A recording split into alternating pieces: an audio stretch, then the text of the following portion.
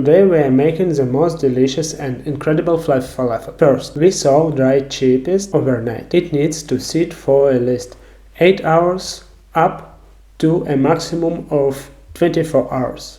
Be sure to use cold water. Next, we prepare cilantro and parsley, as well as onion and garlic. Then we mix spiced cumin, coriander, salt, black pepper and baking powder.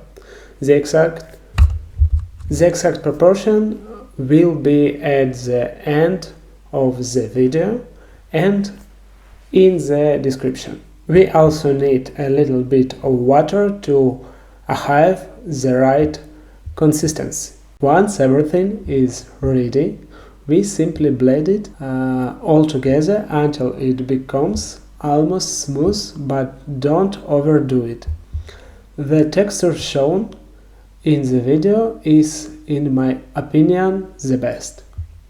Afterward, we just shape the mixture into small balls and fry them.